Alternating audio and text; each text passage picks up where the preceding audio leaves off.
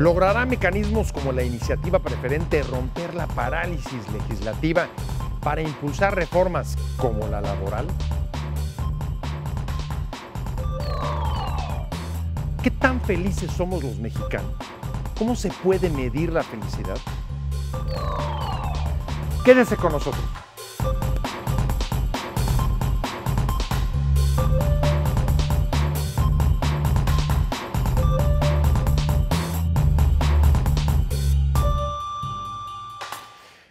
Buenas noches, usted y los asuntos que le interesan son parte de esta agenda.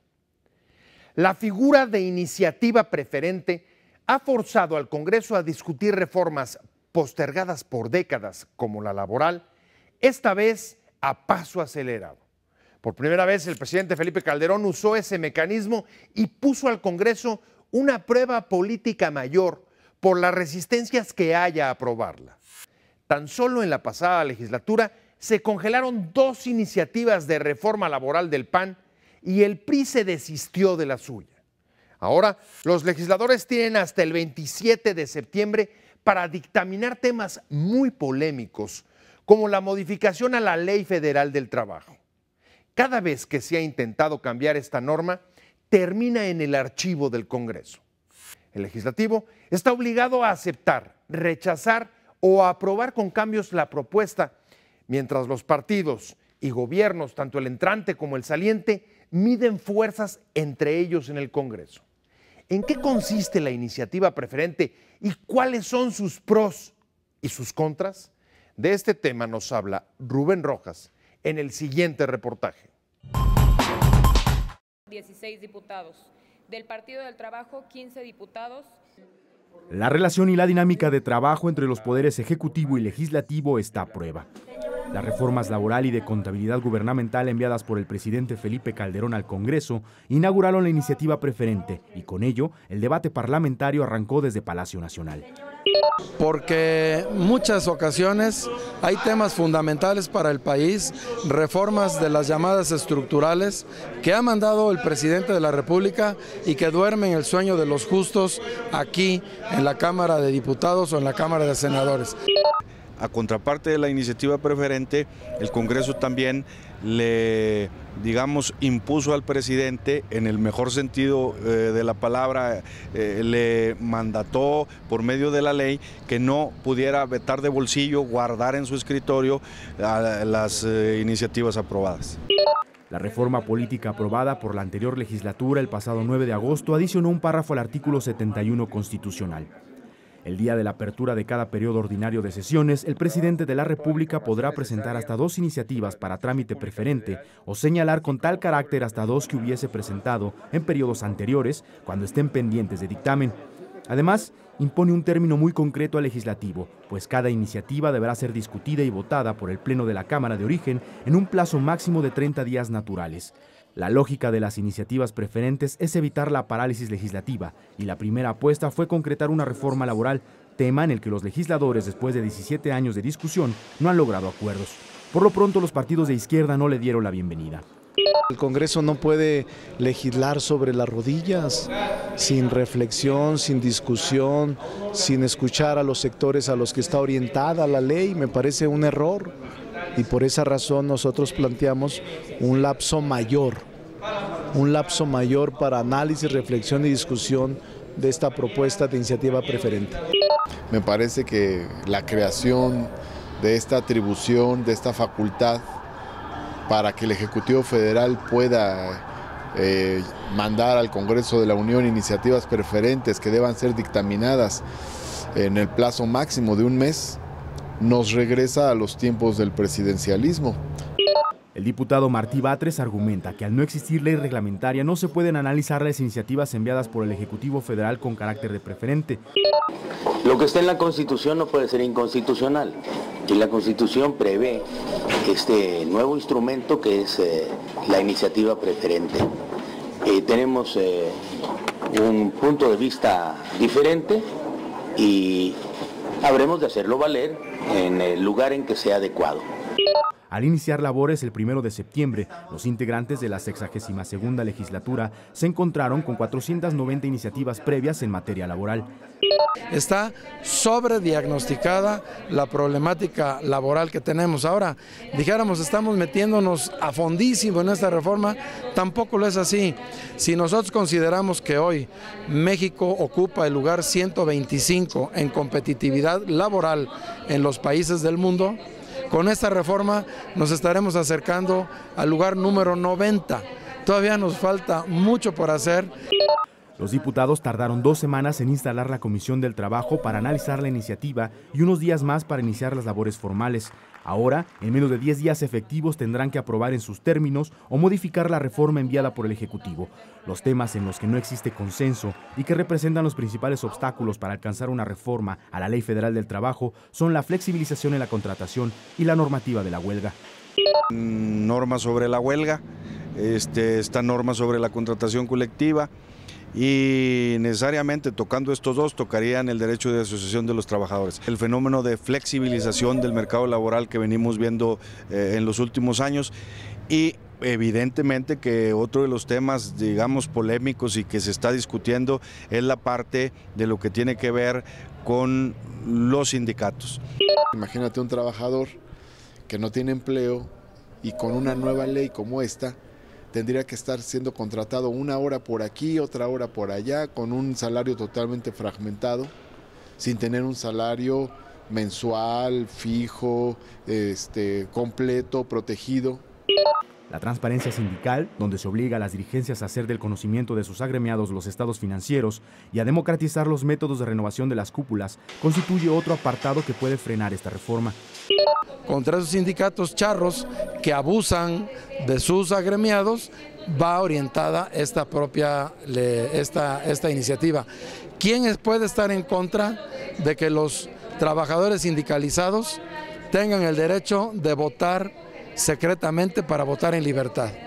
¿Quién puede estar en contra de que los agremiados a un sindicato tengan el derecho a recibir la información financiera? De aprobarse, la reforma laboral y la reforma a la Ley General de Contabilidad Gubernamental deberán ser publicadas en el Diario Oficial de la Federación en solo 2 meses.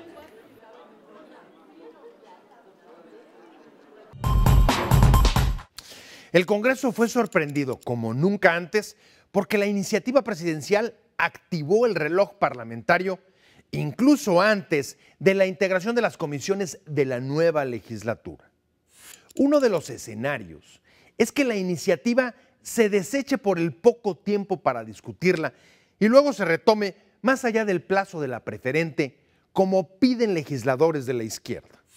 Algunos líderes sindicales priistas se adhieren a esta propuesta, pero su partido y el presidente electo, Enrique Peña, así como el mandatario Felipe Calderón y el PAN, afirman estar decididos a aprobarla antes de que termine septiembre.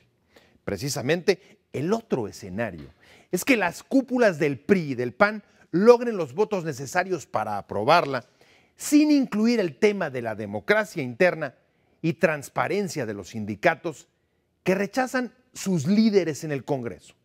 Si así fuera, el mecanismo habrá servido para que la ley se apruebe, pero a costa de una reforma incompleta y superficial.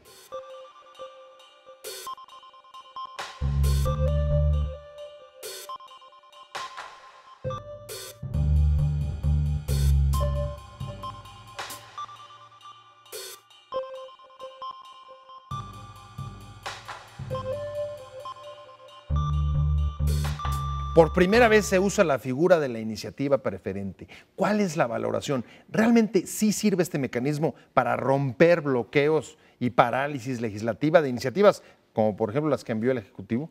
Sí, es un muy buen mecanismo que se construyó con la reforma política y va a permitir que temas tan importantes que considere el presidente de la República los envíe al Congreso el primer día de sesiones de cada periodo.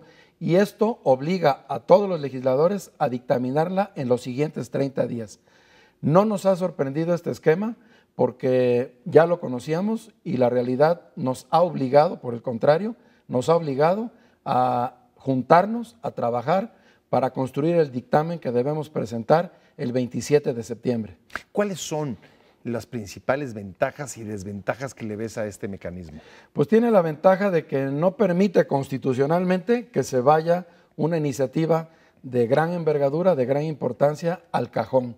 Y tiene la ventaja también de que obliga moralmente, éticamente a todos los legisladores a sentarse, a discutir y si no estamos de acuerdo, a plantear los porqués nos, y si estamos de acuerdo y queremos hacer algunos matices, también a proponer esos matices. Pero nos obliga a generar un producto terminado en 30 días. Algunos legisladores del PRD piden desechar la propuesta por el poco tiempo para discutirla, en tanto que algunos líderes sindicales del PRI piden quitar algunos elementos de la propuesta. ¿Cómo obtener, cómo conseguir los consensos?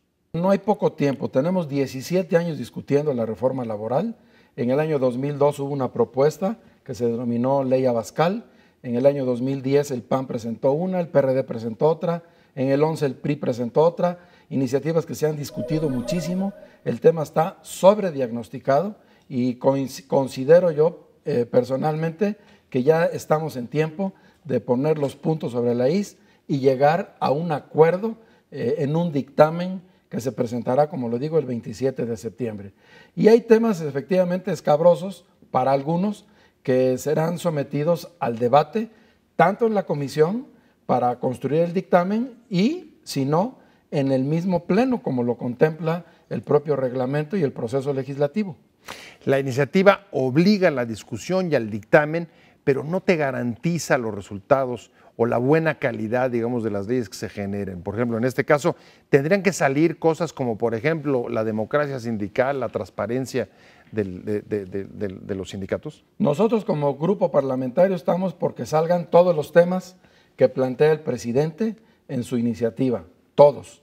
Desde luego estamos también abiertos al diálogo, a la discusión, a la confrontación de ideas y dispuestos a hacer correcciones, a hacer aportaciones, a mejorar los textos, a que mediante los textos seamos más puntuales en lo que se pretende en la ley, que es, al final de cuentas, generar empleos y generar inversión y que esto nos dé un mejor desarrollo económico para el país. El tiempo de dictamen a través de esta iniciativa ha dado suficiente margen para tener ya los equilibrios, los votos para sacarla adelante, pienso el PAN y el PRI. Sí, estamos buscando los votos de todos. Queremos que esta iniciativa sea apoyada por la mayoría de los diputados y de los senadores posteriormente. El tiempo sí da, estamos trabajando todos los días en la mañana y en la tarde para llegar puntuales con dictamen el 27 de septiembre. ¿Ya hay consensos hoy para sacarla o no? Tenemos consenso en muchos temas, hay otros que están debatiéndose y discutiéndose. ¿El dictamen cuándo? El 27 de septiembre lo tendremos presentado al Pleno de la Cámara de Diputados para discusión y debate y nos puede llevar 3 o 4 días para estar listos el 30, como lo marca la ley. Quédese con nosotros. Al regresar, ¿qué tan felices somos los mexicanos?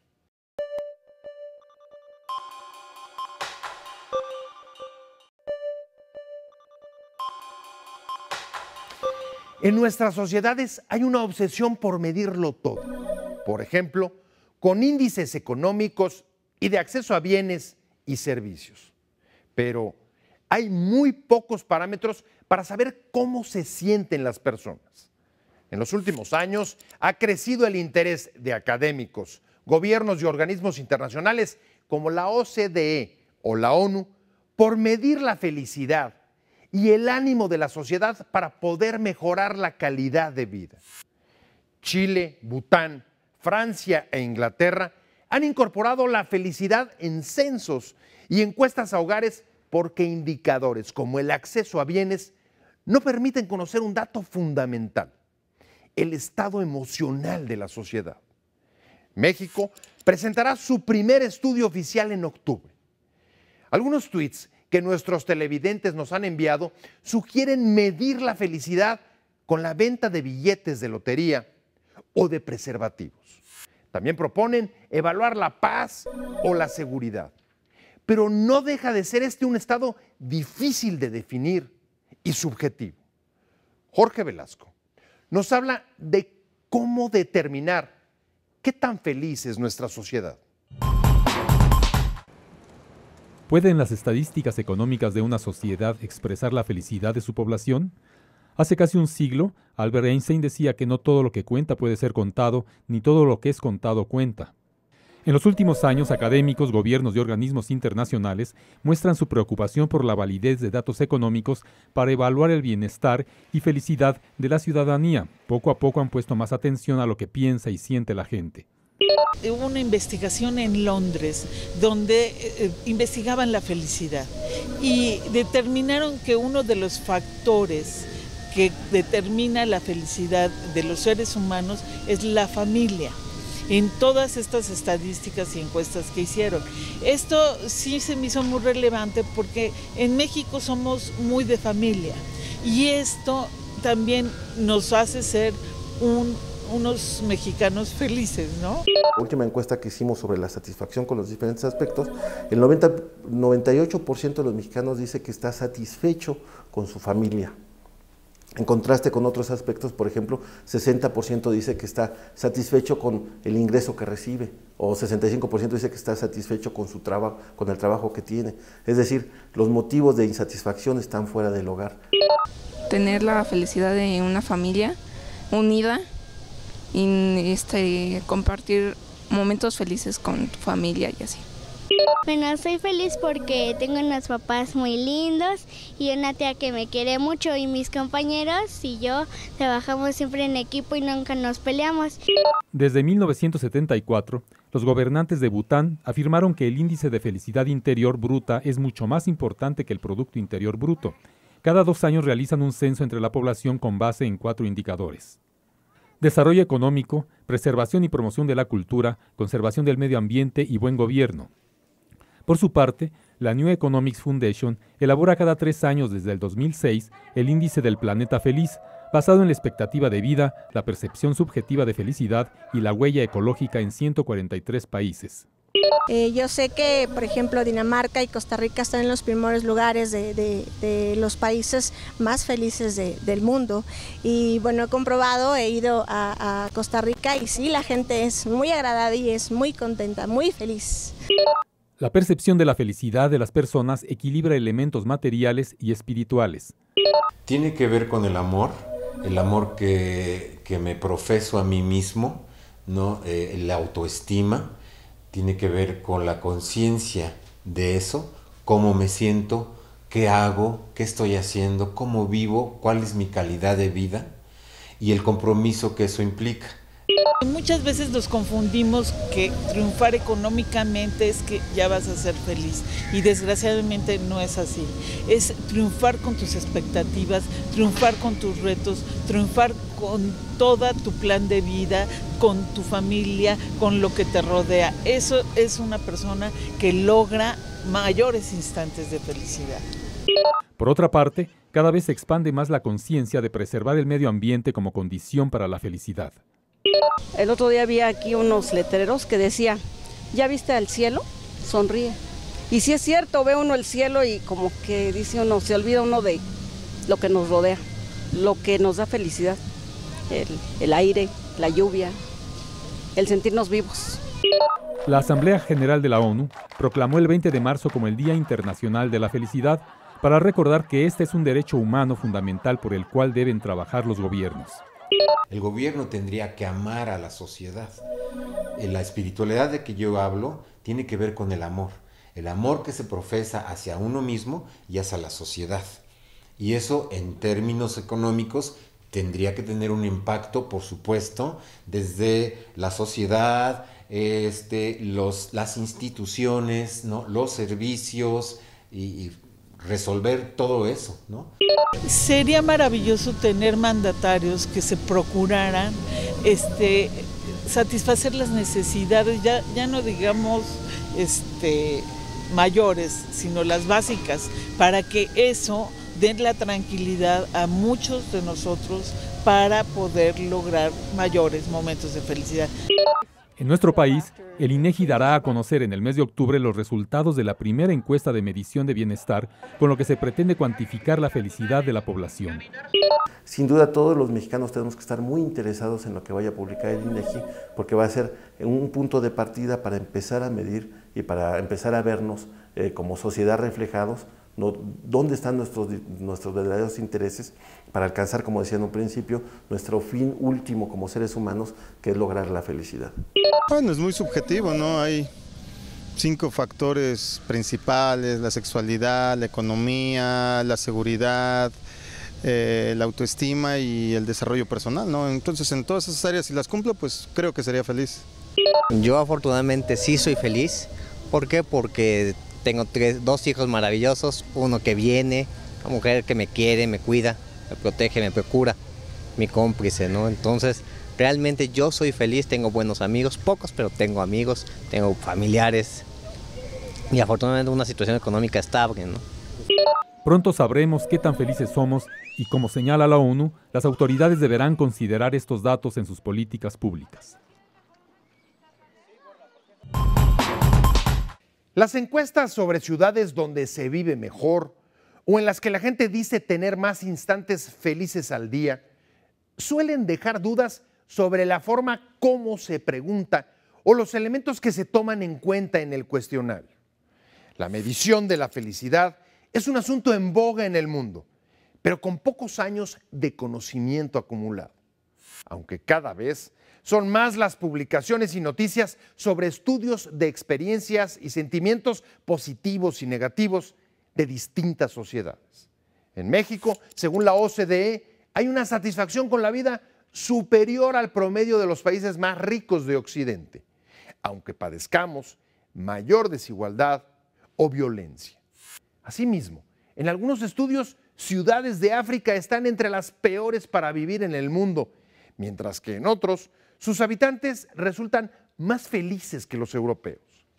Lo relevante es que el interés por medir la felicidad pone de manifiesto que indicadores como el Producto Interno o el consumo resultan insuficientes para evaluar nuestra calidad de vida.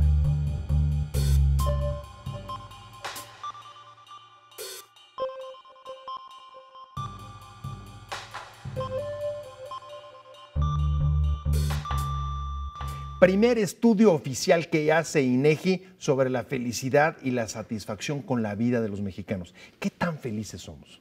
En promedio, en una escala del 0 al 10, tenemos 8. Lo importante es ver cómo se distribuye este total.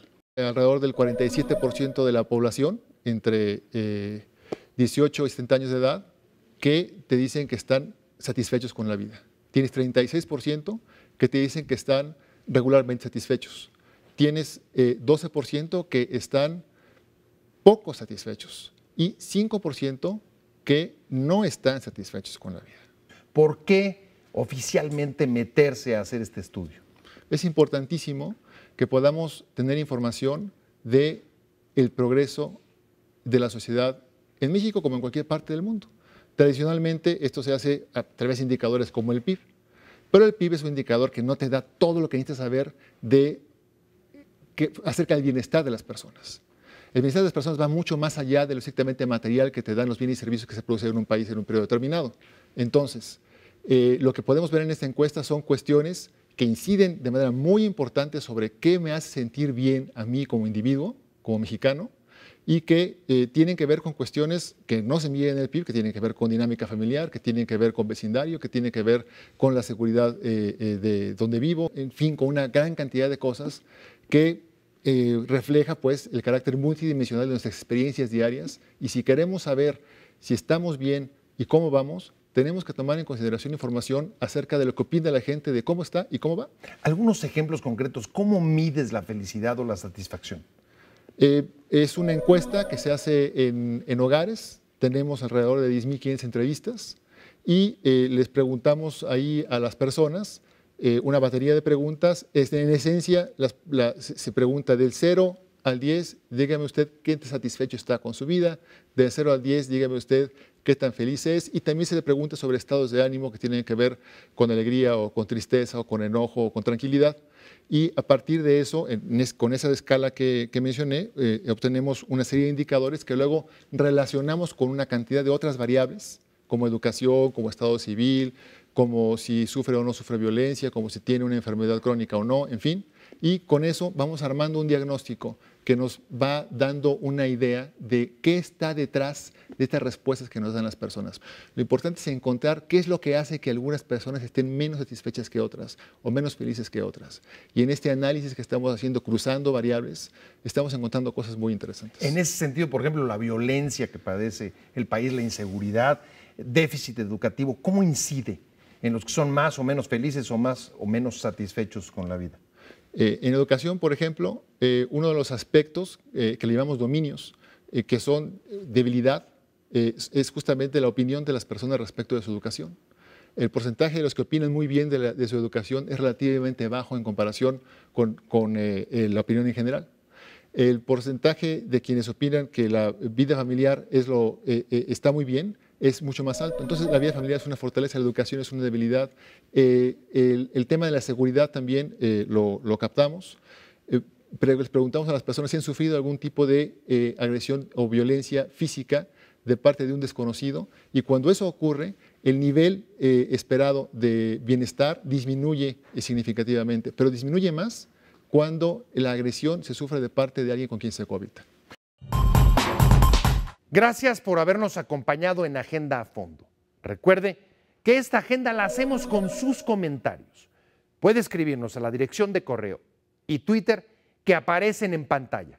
Lo esperamos la próxima semana con reportajes y entrevistas sobre las situaciones que impactan su calidad de vida, la realidad que todos los días enfrentamos.